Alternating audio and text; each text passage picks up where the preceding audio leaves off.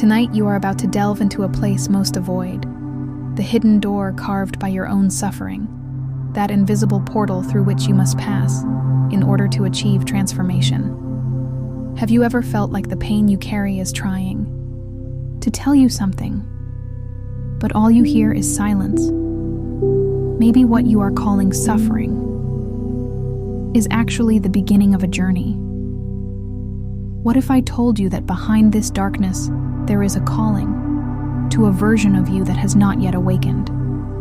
Today, you will understand why pain did not come to destroy you. It came to reveal you. And when you listen to this inner calling, nothing will ever be the same again. If this message touches something inside you, if, at any point, you feel like I am describing your soul, then like this video, subscribe to the channel to continue this journey with me. You stand at the edge of a cave you might never have chosen to visit if you had the choice. It is the cave of your own suffering, the shadows and echoes within whisper secrets few dare to hear. But it is here, in this silent sanctuary of the soul, that your true journey begins. The pain you carry, the moments you have tried to escape or numb, are not enemies but messengers. Suffering is an invisible guide, shaping your path in ways your waking mind often struggles to understand. This idea is not new. Mystics across cultures and eras have called suffering the dark night of the soul. Saint John of the Cross coined the phrase in the 16th century to describe that profound period when all external comforts disappear and you are forced to look within, into a profound void. This is no ordinary despair. It is a necessary spiritual process, one that strips away illusions and prepares you for rebirth. Historians still debate the extent to which this metaphor influenced later psychological concepts of transformation, but its power is undeniable. The cave is dark, but you are not blind. In fact, this darkness sharpens your senses in ways that daylight never could. You begin to perceive the subtleties of your inner landscape, the rough edges of past wounds, the jagged formations of regret, the silent pools of hope that lie beneath the surface. There is a strange stillness here, a silence that feels heavy and sacred at the same time. It is in this silence that you begin to hear the whispers of your own soul, the truths buried beneath layers of defense and distraction. And here's a curious twist. Neuroscientists now suggest that periods of intense emotional suffering actually rewire your brain. Your neural pathways break and rewire in response to the internal storms, creating new ways of perceiving and feeling. This means that your suffering is literally reshaping the architecture of your mind, making you capable of things you never imagined before. As you take your first cautious steps inward, you may find your usual timeline of pain, past, present, future, dissolve into a single moment. In that instant, suffering ceases to be a sequence of events and becomes a fertile field where transformation can flourish. Discomfort begins to reveal its purpose, to force you to stop running, to question, to wake up. Think of it like a virus in a computer system. At first, it feels destructive. Programs crash, files disappear. But sometimes this crash clears out old software, making room for a vital upgrade. Your internal system needs this hard reset. It hurts, yes, but it's also a chance to upgrade to a higher version of yourself. You can resist this route. The voice inside, the one that yearns for comfort and certainty, warns you of the unknown ahead. It's tempting to distract yourself with noise, social media, and mindless busyness. But the suffering persists, like an insistent knock at your door, begging for your attention. In some esoteric traditions, such as the teachings of the Sufis, suffering is compared to a purifying fire. Just as gold is refined under intense heat, your soul undergoes a fiery process that burns away impurities, ego, attachment, illusions, revealing the pure essence behind it all. This metaphor is more than poetic. It is a psychological truth. You emerge from suffering changed, sometimes unrecognizable, but more authentically you. A curiosity that goes unnoticed. Cultures such as the Lakota Sioux use sweat lodge ceremonies to simulate this transformative suffering. Participants endure intense heat and darkness, symbolizing death and rebirth in a few minutes. It is a condensed version of what you experience in long, silent seasons of life. Body, mind, and spirit work together in this sacred alchemy. Even with all this wisdom, it is natural to seek easy solutions. The world offers quick fixes, quick tips, inspirational phrases, distractions sold as cures. But true transformation requires your presence in the pain, your courage to look straight into the abyss without looking away. Only then will the portal open wide enough for you to walk through.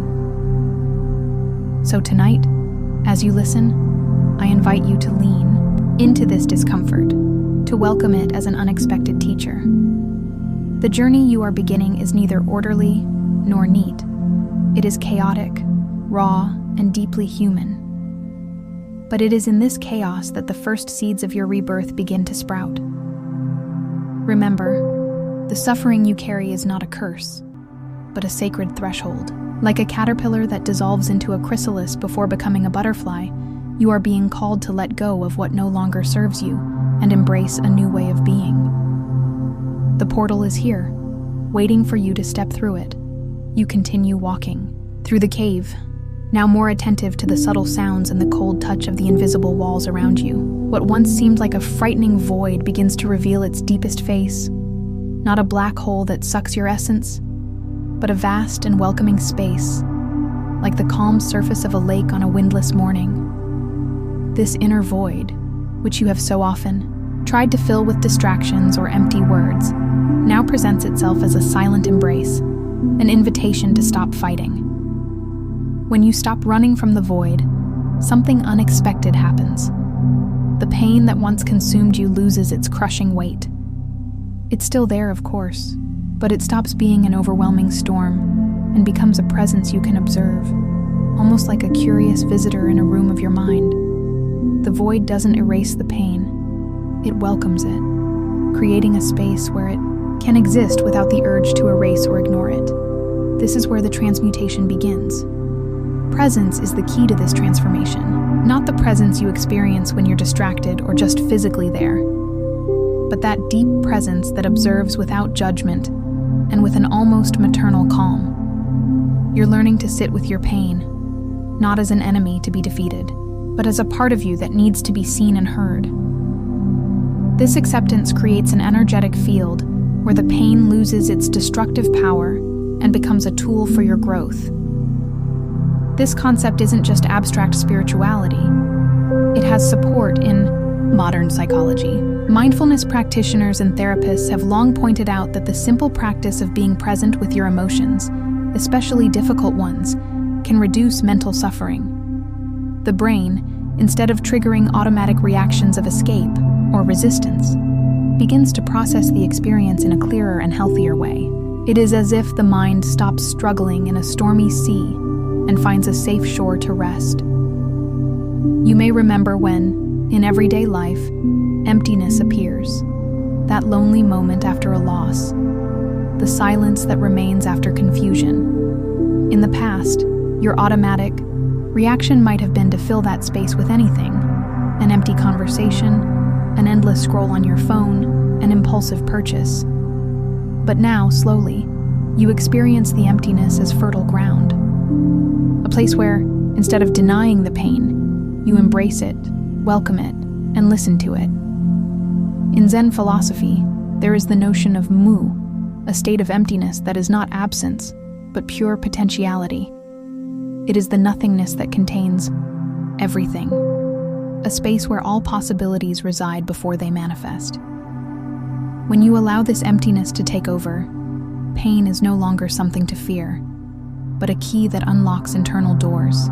Historians still debate whether the idea of emptiness as absolute potentiality first emerged in Eastern philosophy, or in schools such as that of the Greek philosopher Parmenides, who spoke of being and non-being as two sides of the same coin. What matters here is that emptiness, in its essence, is an invitation to rebirth. And speaking of rebirth, there is an intriguing curiosity in the world of quantum physics. The quantum void is not a truly empty space, but a foam of particles and antiparticles that appear and disappear in fractions of a second. Just like your inner emptiness, what seems like absence is, in fact, a dynamic space, full of hidden possibilities that have not yet emerged. You can see that this void is a walking paradox. It is empty and full, dark and luminous, silent and vibrant. And it is in this paradox that the power of your rebirth lies. By embracing this void, you begin to dissolve the walls of resistance, denial, and struggle. The pain, once fierce, becomes a soft melody that guides your steps out of the darkness. Imagine the void as a cosmic womb, where your soul retreats to be reinvented. This sacred space is made of silence, presence, and acceptance, where suffering finds a purpose that you may not yet fully understand, but that your heart can already feel beating. It is natural that you want to rush this process, like someone trying to force a flower to bloom. But the void has its own time, not your human time, hurried and impatient.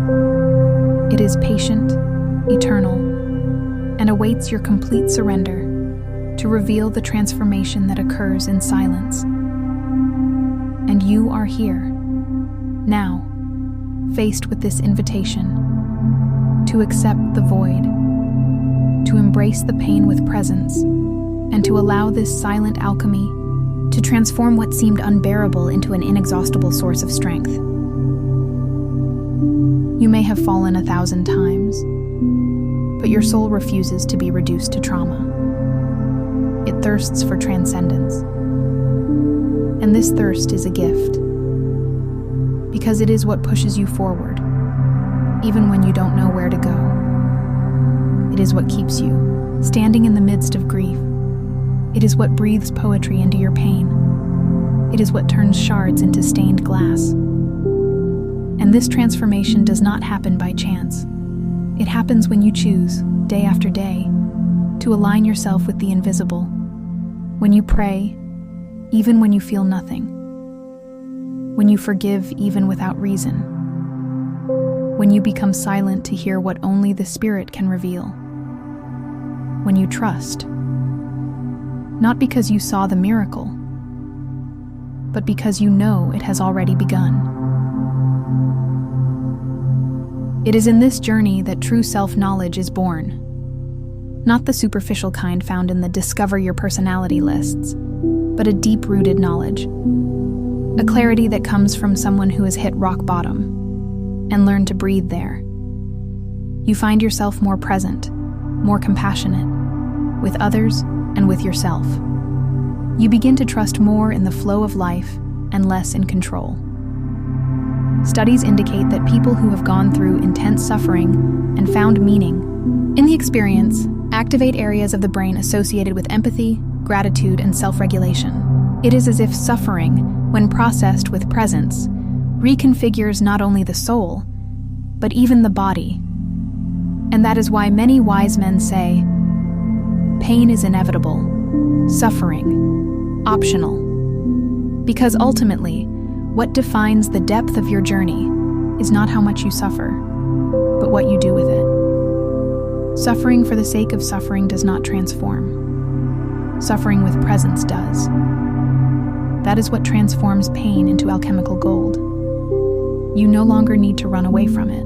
You can invite it to sit, listen to it, and then let it go. Because suffering, when truly heard, fulfills its purpose.